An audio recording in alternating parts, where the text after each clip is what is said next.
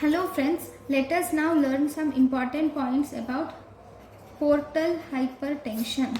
Now first, what is the normal portal venous pressure?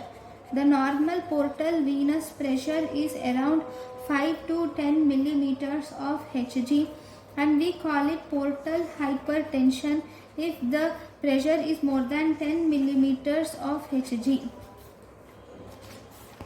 So what is the most common cause of portal hypertension? Most common cause of portal hypertension is cirrhosis is the most common cause of portal hypertension. We can divide the causes. So if you see, we can divide the causes of portal hypertension into three types. One, we have pre-sinusoidal, okay, then we have sinusoidal, then we have post-sinusoidal. So what are the pre-sinusoidal causes? Pre-sinusoidal causes of portal hypertension include portal vein thrombosis and schistosomiasis. Portal vein thrombosis and schistosomiasis in the carcinoma of bladder, these are the main pre-sinusoidal causes. Then if you see, sinusoidal causes include cirrhosis is the most common cause, that is sinusoidal cause of most common overall cause is also cirrhosis. So cirrhosis is a sinusoidal cause of portal hypertension. Then if you see post-sinusoidal cause, whenever there is hepatic vein obstruction, it is mainly due to hepatic vein obstruction or venous outflow obstruction. So that is Budd-Chiari syndrome. Okay, it can be due to Budd-Chiari syndrome, or it can be IVC thrombosis, which will again cause outflow obstruction, or it can be distal to sinusoids. If the obstruction is present distal to sinusoids, that is veno-occlusive disease. Obstruction distal to sinusoids, which is complete veins are occluded, that is veno-occlusive disease are present. So these are the post-sinusoidal causes. So if you were asked what is the first most common cause is cirrhosis, but what is the second most common cause of portal hypertension?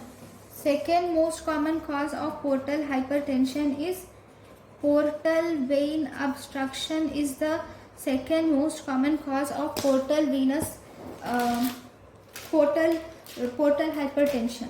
Okay, this portal vein obstruction is mainly due to portal vein thrombosis will result in this portal vein obstruction.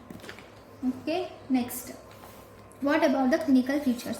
The most characteristic clinical features, if you see, these include, there are esophageal, you will see presence of esophageal varices, and also you will see presence of splenomegaly is seen in the patient. Okay, then if you see in the clinical features, most characteristic, you will see presence of esophageal varices and splenomegaly. Now, what are the investigation of choice? Investigation of choice for portal hypertension is, we should do Doppler ultrasonography should be done. Okay, what are the other clinical features? Okay, in the esophagus, esophageal varices should be done, splenomegaly can occur, you can see caput medusa is seen, and even you can see, because of esophageal varices, the patient presents with hematemesis. Okay, there will be caput medusum.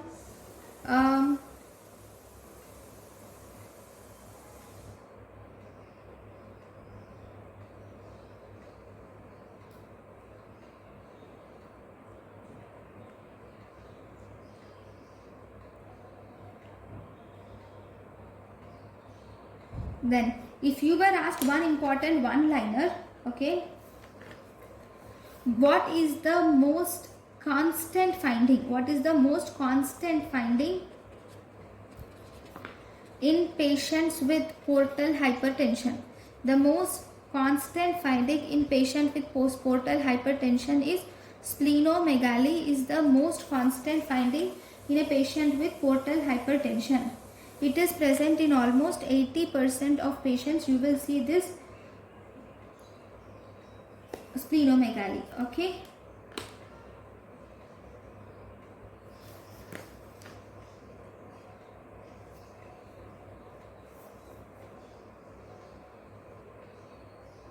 Now, if you see what are the list of portosystemic collaterals. So what are the list of portosystemic collaterals? Portosystemic collaterals are seen in the sites of portosystemic collaterals are: 1. Esophageal varices. So in portal hypertension you will also see rectal hemorrhoids. This I forgot to tell you. Rectal hemorrhoids. Okay, there will be they are present in bare area of the liver.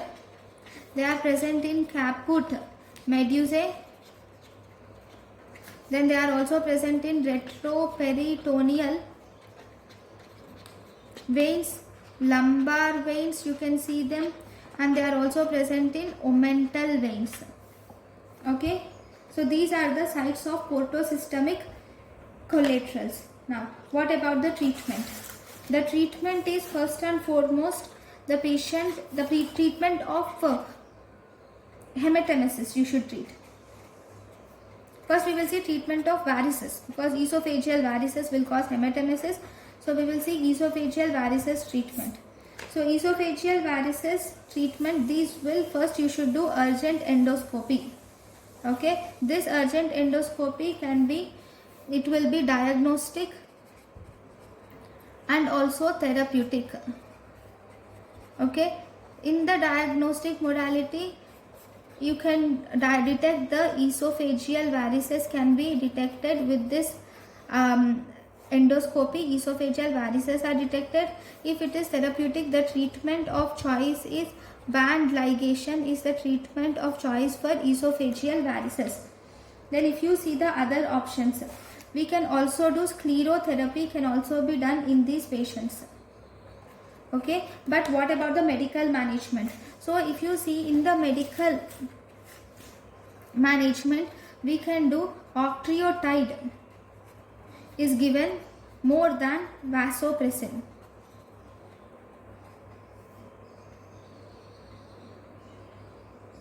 Actually, octreotide is the drug of choice. Okay, after octreotide you can give, if octreotide the bleeding does not decrease, then you can give vasopressin analog, that is terlipressin. You can give terlipressin, can be given to the patient.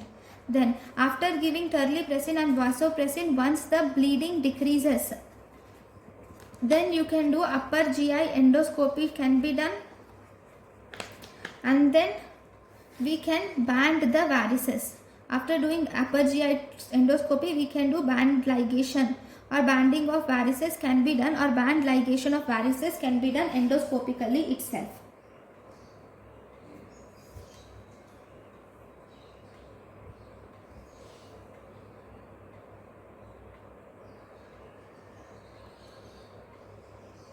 Okay, next, if due to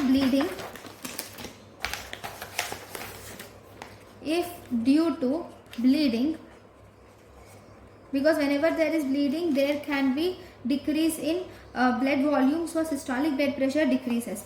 Then you should give intravenous fluid, should be given for treatment. The intravenous fluid of choice which is given in this is normal saline. Normal saline is given, and if necessary, if there is massive loss of blood, then you can do massive blood transfusion can be done. O negative blood transfusion can be done. Right. Take a situation. Okay, the patient has come with portal hypertension, and you have given octreotide. Then the bleeding stopped, bleeding decreased. Then we have done band ligation through endoscopy, and then the patient became stable, and you have discharged the patient.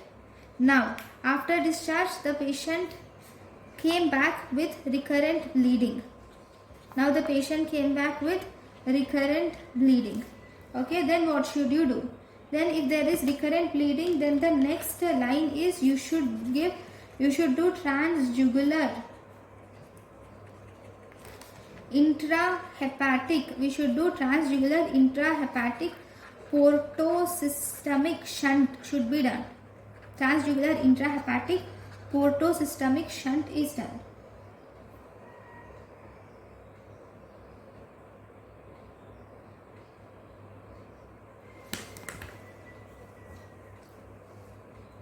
So what are the treatment of choice? So if you see, first in esophageal varices, first and foremost we will see treatment again. In esophageal varices, first and foremost you should see ABC, airway, breathing and circulation. Then you should go to urgent endoscopy. Then in the urgent endoscopy, what is the treatment of choice? Or not, actually endoscopic therapy of choice is band ligation. It is treatment of choice. Then we can also do sclerotherapy. Then you can also do octreotide should be given.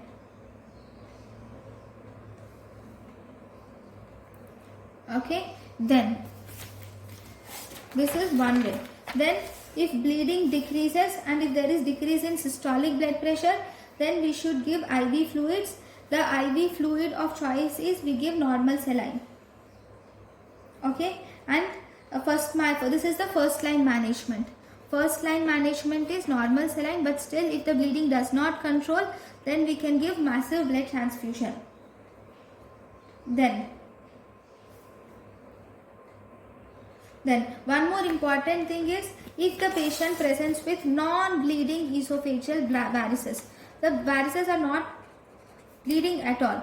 Then if there are non-bleeding esophageal varices, then you can do propranolol can be given. Propranolol can be done. Okay, so this is about the portal hypertension. Thank you for watching.